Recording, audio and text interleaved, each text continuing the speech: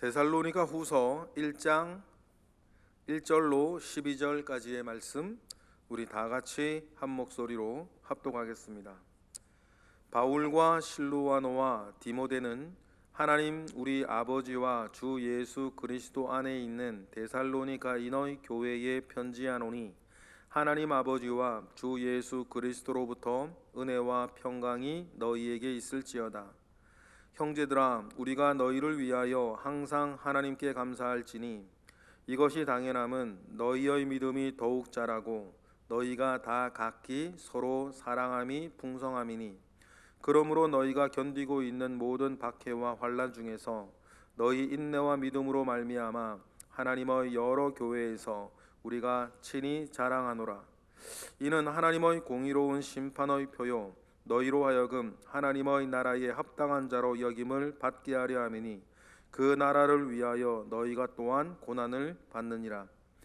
너희로 환난을 받게 하는 자들에게는 환난으로 갚으시고, 환난을 받는 너희에게는 우리와 함께 안식으로 갚으시는 것이 하나님의 공이시니, 주 예수께서 자기의 능력으로 천사들과 함께 하늘로부터 불꽃 가운데에 나타나실 때에 하나님을 모르는 자들과 우리 주 예수의 복음에 복종하지 않는 자들에게 형벌을 내리시리니, 이런 자들은 주의 얼굴과 그의 힘의 영광을 떠나 영원한 멸망의 형벌을 받으리로다.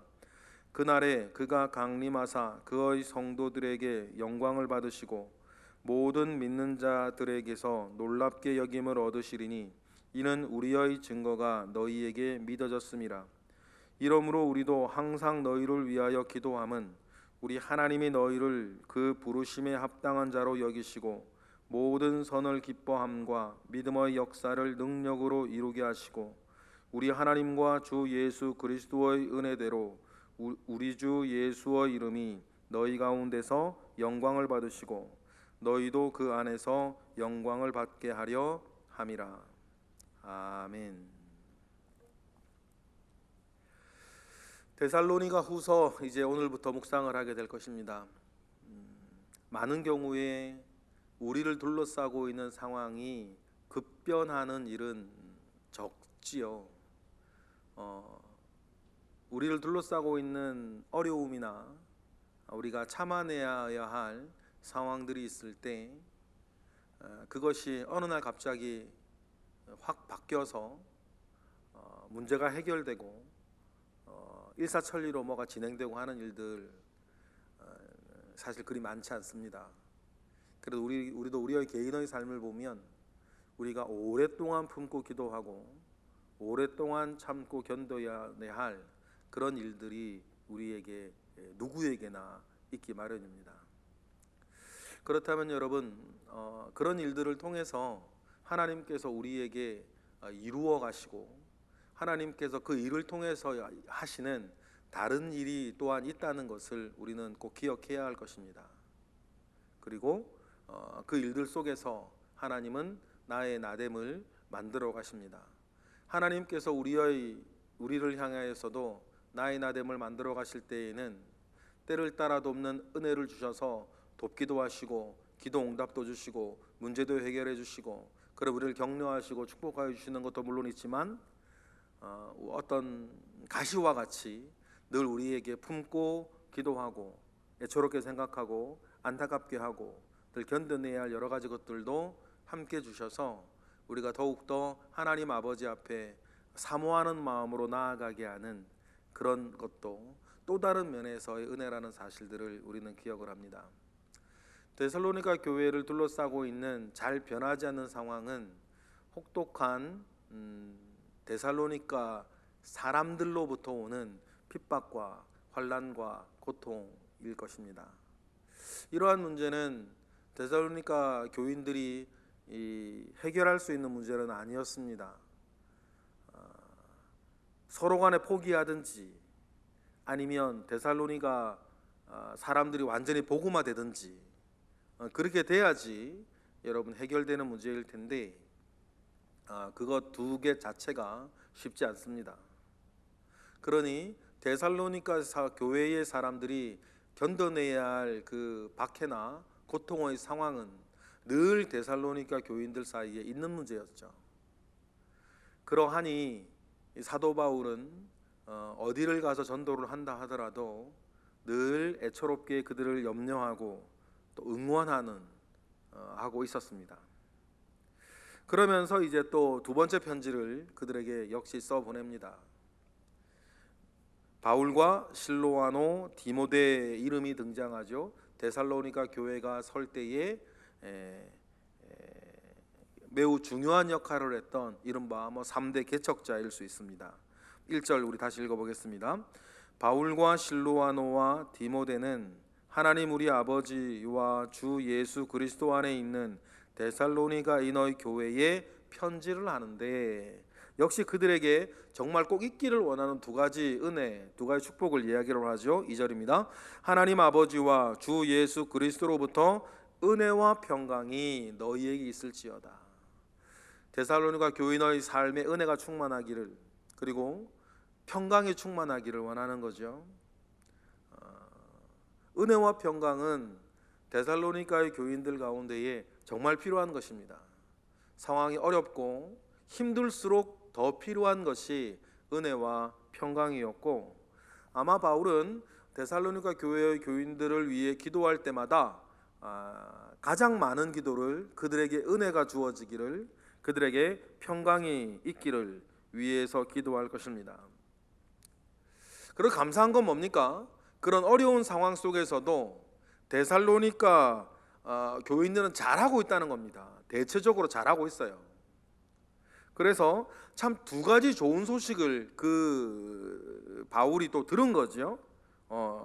바울이 먼저 들은 그 데살로니가 교회의 좋은 소식이 3절에 나옵니다. 우리 3절 읽어보겠습니다. 형제들아, 우리가 너희를 위하여 항상 하나님께 감사할지니 이것이 당연함은 너희의 믿음이 더욱 자라고 너희가 다 각기 서로 사랑함이 풍성함이다. 이 두 가지 이야기를 하시죠. 먼저 뭡니까? 너희의 믿음이 자라고 있다.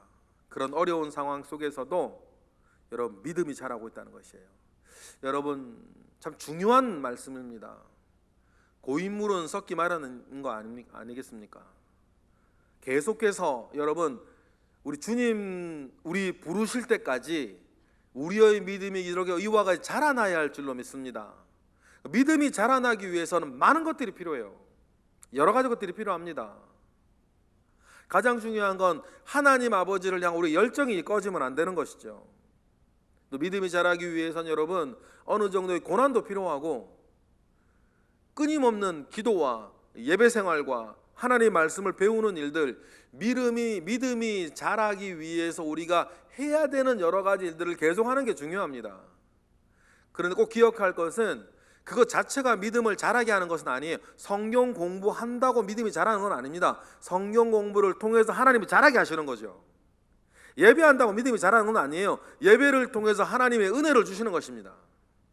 믿음이 처음부터 내 것이 아니었기 때문이죠. 내 것은 신념이라 그러는 거고 믿음은 신념과는 조금 달라요. 가장 큰 차이점은 하나님이 주시는 것입니다. 신념은 내가 가지는 것이라고 한다면 믿음은 하나님이 주시는 거예요. 그렇다면 이 믿음을 가지기 위해서 나에게 주어진 어떤 고난이면 고난, 문제면 문제, 그리고 믿음이 자라기 위한 나의 노력, 예배하고 기도하고 말씀 공부하고 하는 그런 것들을 우리는 해야겠죠. 또 믿음이 자라기 위한 중요한 요소, 함께 연합하고 있는 성도의 교제, 이런 것들을 통해서 믿음은 자라는데 데살로니가 교회의 이 사람들은 어려운 상황 속에서도 말입니다, 믿음이 자라고 있는 거예요. 믿음이 꺾이질 않아요. 믿음이 좌절하지 않습니다. 믿음이 포기되어지지 않아요. 믿음이 파산하지 않습니다. 믿음이 약해지지 않았습니다. 여러분 정말 중요한 것은 문제가 아닙니다. 우리도 마찬가지입니다. 우리를 둘러싸고 있는 문제가 중요한 게 아니에요. 정말 중요한 것은 그 모든 일들을 받아내는 내 믿음의 태도가 중요하다. 여러분 그 안에서 여러분 넉넉히 감당할 수 있는 은혜가 있기를 바라고, 또 그러기 위해서 우리가 늘 일신우일신하며 우리의 믿음이 늘 조금씩 자라나는 은혜가 있기를 바랍니다. 두 번째 좋은 소식이 뭡니까? 서로 사랑함이 풍성하다는 것이죠. 여러분, 우리가 주님의 복음을 우리가 믿고 영접하고 하나님의 자녀가 되었을 때에 우리 주님부터 처음부터 말씀하신 것이 우리를 홀로 두는 것이 아니었죠. 내가 베드로의 고백을 들으시고도 내가 내 교회를 세울 거라 주님 말씀하셨고, 예수님도 맨 처음부터 베드로 따로 요한 따로 뭐 이렇게 하신 것이 아니지 않습니까? 교회를 먼저 스스로 이루어 가셨죠. 주님의 이름으로 모인 사람들을 모으셨어요. 왜냐하면 주님은 분명히 하셨습니다. 혼자서는 안 되고 우리는 늘 예수 그리스도의 이름 앞에 모여야 된다. 교회를 이루어야 된다. 사람 모이다 보면 말입니다, 뭐 때때로는 뭐 좀 부담스러운 일도 생기고, 때때로는 보기 싫은 사람도 생기고, 겪고 싶지 않은 일도 겪겠지요. 왜냐하면 우리 모두가 완전하지 않으니까. 그러면 완전하지 아니한 나의 틈 속에서 여러 가지 일들이 발생할 수 있어요. 여러분, 그러나 초가삼간 뭐 빈대 잡으려고 초가삼간 태운다고 말이에요. 그럼 빈대 같은 일들 때문에 교회를 통하여 교회를 이루시고, 교회를 통해서 나를 지키시고, 교회를 통해서 일을 이루어 가시는 우리의 연합을 여러분 업신여기셔는 안 된다는 사실이에요. 그러니 그 교회로 모여있는 연합한 우리 가운데에 서로의 사랑함이 풍성하도록, 내가 사랑하지 못하는 사람이 감히 있지 아니하도록 늘 우리는 믿음을 자라게 하고, 우리를 교회로 모아주신 하나님과 더불어서 하나님 우리 주님의 뜻과 더불어 우리의 신앙생활을 잘 이어가야 할 줄로 믿습니다. 그래서 데살로니가의 교인들은 믿음이 자라고 그들이 가지고 있는 사랑의 풍성함을 통하여서 늘 4절에서 승리하는 것이죠. 그래서 그것이 바울의 자랑이 됩니다. 4절 읽어보겠습니다. 시작. 그러므로 너희가 견디고 있는 모든 박해와 환난 중에서 너희 인내와 믿음으로 말미암아 하나님의 여러 교회에서 우리가 친히 자랑한다. 어디를 가든지 데살로니가 교인들을 보라. 데살로니가의 교인들을 보라고. 너희들이 박해 때문에 어렵냐? 데살로니가의 교인들을 보라고. 이런저런 일들 때문에 힘든가? 데살로니가의 교인들을 보라고. 그 모든 것을 견디고 이기고 있는 데살로니가의 교인들을 보시라고 말이죠. 바울은 어딜 가거나 이 데살로니가의 교인들을 그렇게 자랑했습니다. 여러분, 우리가 할 수 있다면 다른 성도와 다른 교회에 이런 자랑거리가 되는 이들이 되기를 바랍니다. 저는 개인적으로 참 오줄없는 사람 중에 한 사람이 뭐냐면 자기 자랑 자기 입으로 하고 다니는 사람이에요. 피아를 하는, 광고하는 거죠. 얼마나 자기 속에 자신감이 없고 자존감이 없으면 저렇게 자기 입으로 자기 자랑을 해야 되나? 라고 하는 생각합니다. 육적으로도 그렇고 영적으로도 그래요. 여러분, 낭중지출하고 나는 나의 삶을 살면 되는 건 아닙니까? 그런데 내 스스로 나를 자랑하지 못하면 견디지 못하는 사람들이 있어요. 여러분, 그런 사람들 주변에 만약에 계시면 저분은 자존감이, 영육간에 자존감이 좀 없나 보다 생각하시고 애처롭게 생각하시면 돼요. 그럼 왜 자랑 좀 하지 마라 그래 말할 필요도 없어요. 그런데 여러분, 그것보다 더 훌륭한 게 뭐예요? 다른 이가 여러분의 믿음과 삶을 다른 곳에서 하는 거예요. 나 없는 곳에서. 그게 진짜 아닙니까? 여러분, 사실 그게 진짜죠. 그 사람 있는 데서 하는 거 뭐 칭찬일 수는 있겠죠. 그런데 여러분, 정말 중요한 것은 여러분, 은혜가 되는, 능력이 되는 건 뭐냐면 나 없는 곳에서 누군가가 나의 믿음과 나의 믿음 생활을 다른 사람에게 하는 거예요. 그것은 여러분 아름다운 덕이 됩니다. 다른 사람들에게 위로가 되고 격려가 되고 힘이 돼요. 특히 잘나서 하는 자랑보다 어려움을 이겨내고 힘든 걸 이겨내는, 견뎌내는 그 믿음으로 그 모든 것들을 이겨내는 이야기들은 다른 사람의 큰 힘이 되어지죠. 아마 우리나라 사회에 우리 그리스도인, 우리나라의 그리스도인의 의식도 많이 이제 성숙해졌나 봐요. 예전에는 말입니다, 교회에서 간증을 하면 결국 자기 성공한 얘기할 때가 참 많았어요. 자기 성공한 얘기를 한다고 해서 마음이 조금 안 좋은 것도 사실은 문제가 좀 있는데, 예전에는 말입니다, 그런 어떤 어려운 일이 있었지만 예수 믿고 내가 이렇게 잘된 것에 대한 이야기들이 간증을 되게 많이 했고 부러움을 사기도 했지요. 그런데 여러분, 요즘 다니엘 기도회나 이런 것들을 통해서 하는 간증들을 보세요. 그런 간증 별로 없어요. 지금도 어려움을 견뎌내고 있는 이야기들에 대해서 많은 얘기를 하죠. 우리의 어떤 믿음보다는 우리의 어떤 의식이 많이 성숙한 것 같아요. 그리고 영적으로도 이게 옳습니다. 어려움을 이겨내고 있는 간증이요, 다른 사람에게 힘이 될 때가 많아요.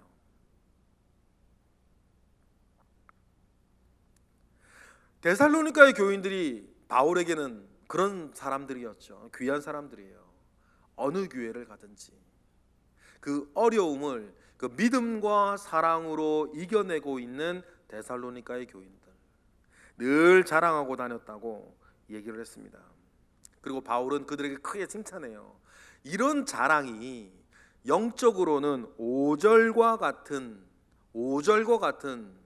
것을 보장하는 것이라는 거죠. 5절 읽어보겠습니다. 시작. 이는 하나님의 공의로운 심판의 표요, 너희로 하여금 하나님의 나라에 합당한 자로 여김을 받게 하려 함이니, 이 그 나라를 위하여 너희가 또한 지금까지 뭐를 계속 받고 있는 것이다? 고난을 받고 있는 것이다.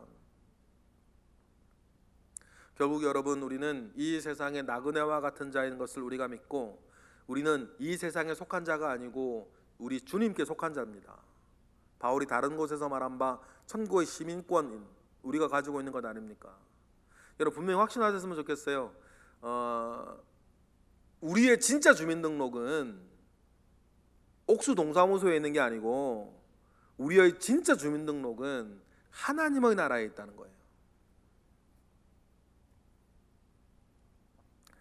그런데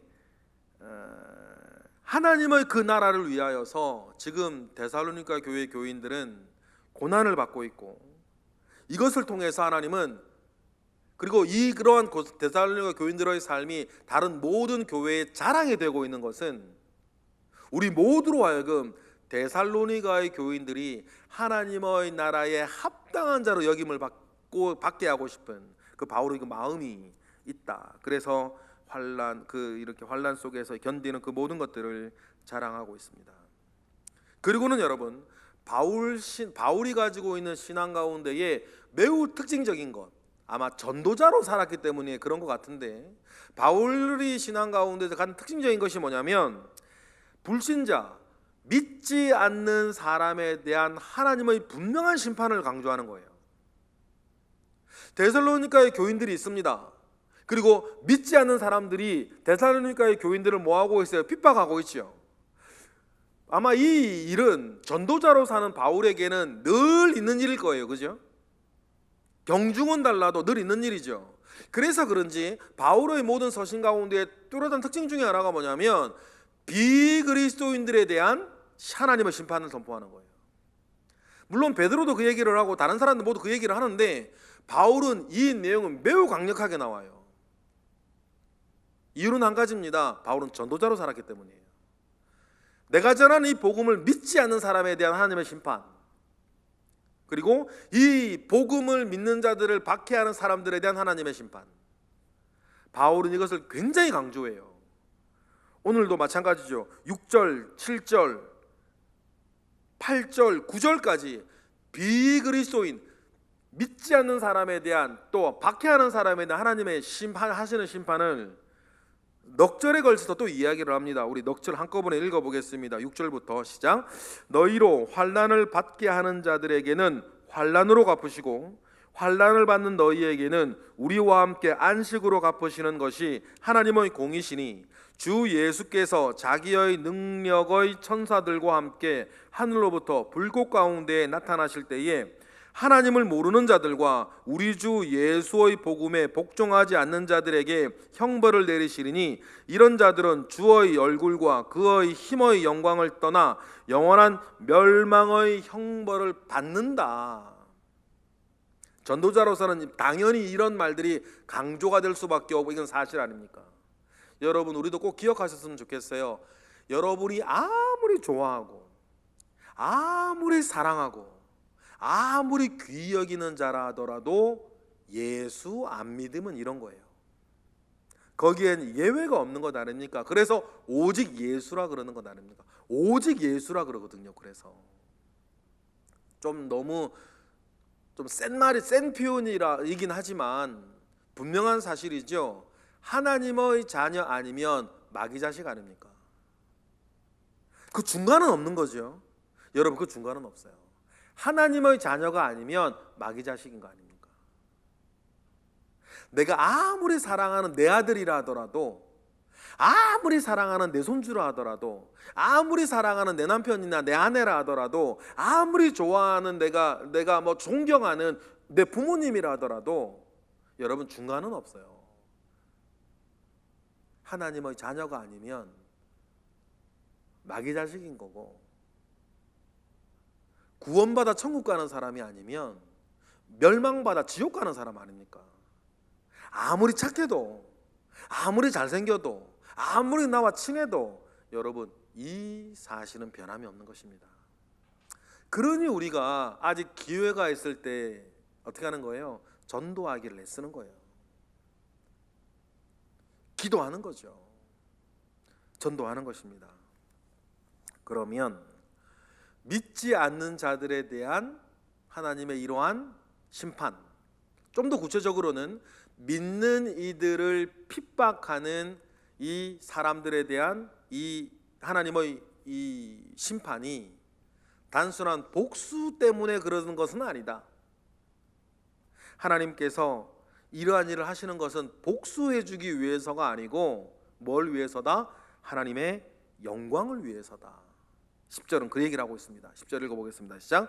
그 날에 그가 강림하사 그의 성도들에게 영광을 받으시고 모든 믿는 자들에게서 놀랍게 여김을 얻으시리니 이는 우리의 증거가 너희에게 믿어졌음이라.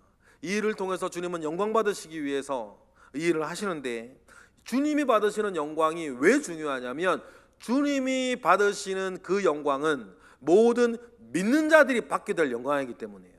여러분, 이거 믿으시기 바랍니다.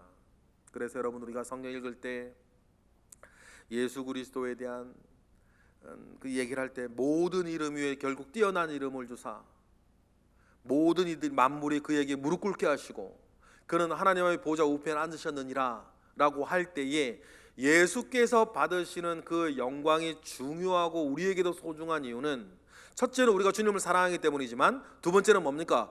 우리도 받게 될 영광이 그것이기 때문이에요.